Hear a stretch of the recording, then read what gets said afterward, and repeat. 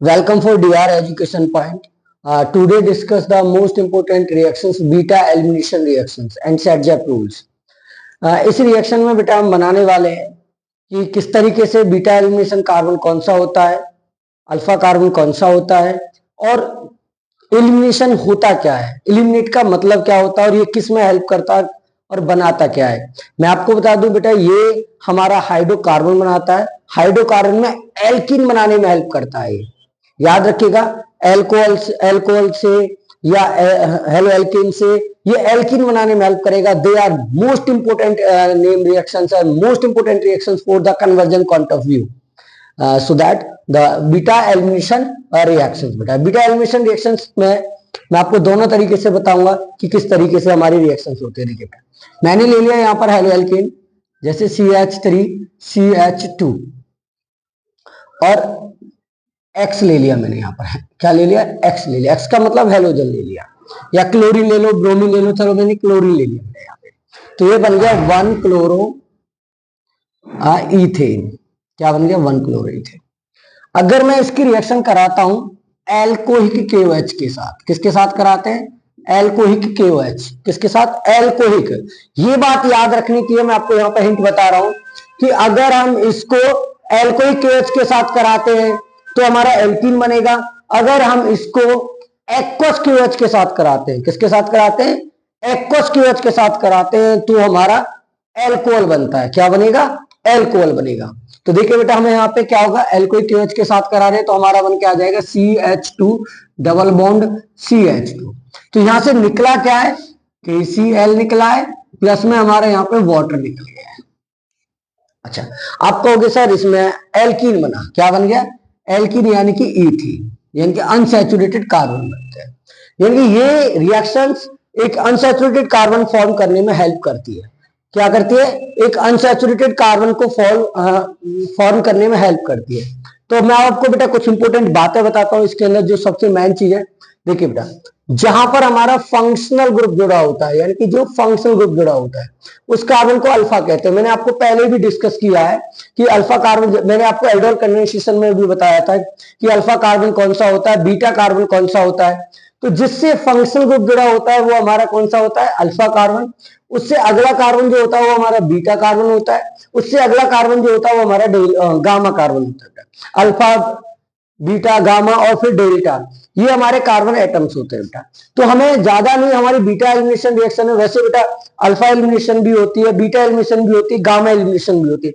वो हम आपके साथ जब ऑर्गेनिक की GOC डिस्कस करेंगे तो हम एलिमिनेशन रिएक्शन का स्पेशल टॉपिक कराएंगे, तो वहां आपको डिस्कस करेंगे। तो देखिए बेटा, इस रिएक्शन का मैं मैकेनिज्म बता देता हूं। मैकेनिज्म में आपको ये भी बताऊंगा कौन सा आपका मेजर प्रोडक्ट होता है, कौन सा आपका माइनर प्रोडक्ट होता है। वो हम अनसिमेट्रिकल में चलेंगे। तो देखिए मेरे पास ये एल्कीन है, सॉरी हेलो एल्कीन है, तो मैं इसको ऐसे लिख लेता हूं खोल के, ठीक है, प्लस H, यहां पे हमने Cl लिख लिया और H। हमने किसके साथ रिएक्शन कराई इसकी? एल्कोहिक KOH के साथ रिएक्शन कराई। किसके साथ कराई हमने? एल्कोहिक KOH के साथ रिएक्शन कराई। एल्कोहिक KOH के साथ रिएक्शन कराने पर हम इसको हल्का सा हीट करते हैं तो हमारा यहां से क्या निकल गया? KCl निकल गया। तो ये कौन सा? Alpha carbon. और ये कौन सा? Beta carbon. और ये H कहां से निकल रहा है? हमारा बीटा कार्बन से निकल रहा है। तो हमारा क्या निकल रहा है? देखो, आपने देखा कि हमारा इस तरीके से क्या बन गया, ये हमारे इलेक्ट्रॉन्स डबल बॉन्ड, और ये आपका क्या आ गया? एल्कीन आ गया। क्या आ गया? एल्कीन आ गया। क्या निकल गया? KCl निकल गया और वाटर निकल गया। जो हमारा H एटम है, जो मैंने उस समय भी आपको एल्डोल कंडेंसेशन में बताया था कि हाइड्रोजन एटम जहां से एलिमिनेट करता है वो रिएक्शन काम करती है आगे।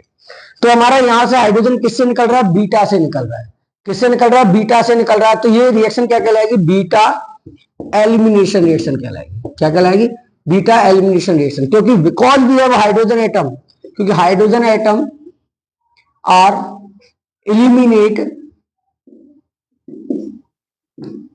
From beta carbon. कहां से निकल रहा है? बीटा कार्बन से निकल रहा है। जो हमारा हाइड्रोजन एटम है वो कहां से निकल रहा है? बीटा कार्बन से निकल रहा है। तो इसलिए इसको हम बीटा एलिमिनेशन रिएक्शन कह रहे हैं बेटा। इसमें एक इंपॉर्टेंट बात क्या है कि अगर हमारा अनसिमेट्रिकल है, अगर हमारे पास अनसिमेट्रिकल एल्कीन आ जाता है, जैसे देखिए बेटा हमारे पास CH3 CH 2CH, और यहां पर हमारा हेलोजन जुड़ा हुआ है कोई भी हमारा Cl, और यहाँ पे आ गया CH3। अब मैं यहां पर इसका एलिमिनेशन करा रहा हूं, बीटा एलिमिनेशन करा रहा हूं, तो देखिए बेटा दो कंडीशन हमारी शो होंगी यहां पर।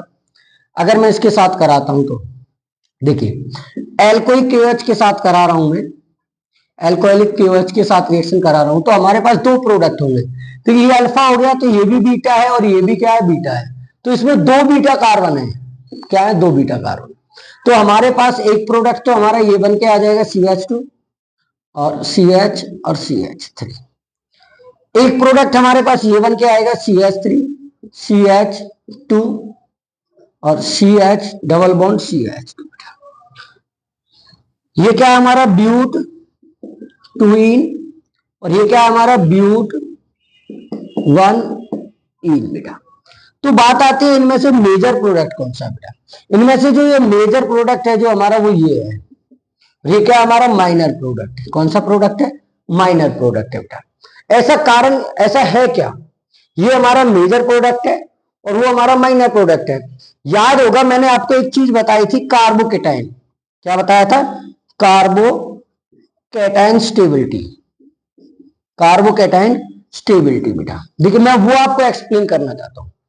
जब मैंने आपको ये कंपाउंड लिया, हमने कंपाउंड क्या लिया, ये लिया, जैसे CH3 CH2 ClH और CH3।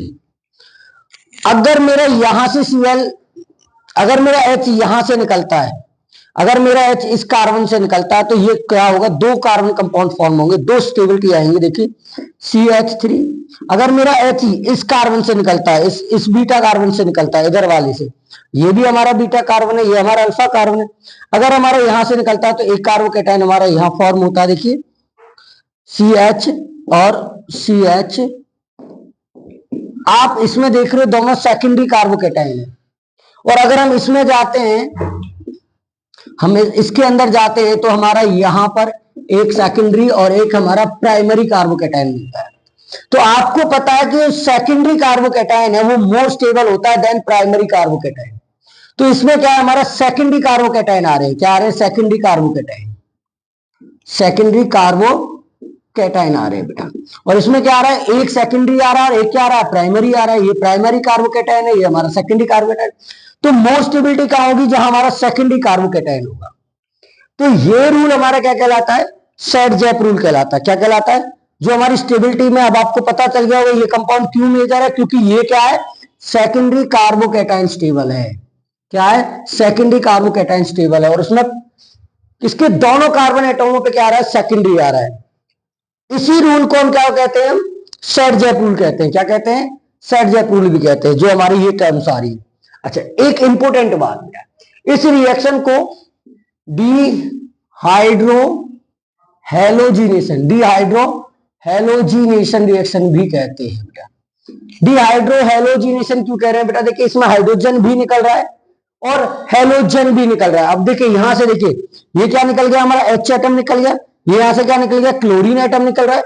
तो इसको क्या बोलेंगे, डिहाइड्रो हेलोजिनेशन रिएक्शन भी कहते हैं, because in which the elimination of the hydrogen and chlorine.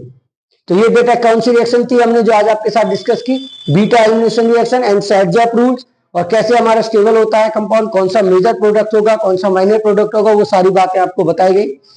तो मुझे लगता है कि आपको पसंद आई होगी। Thank you.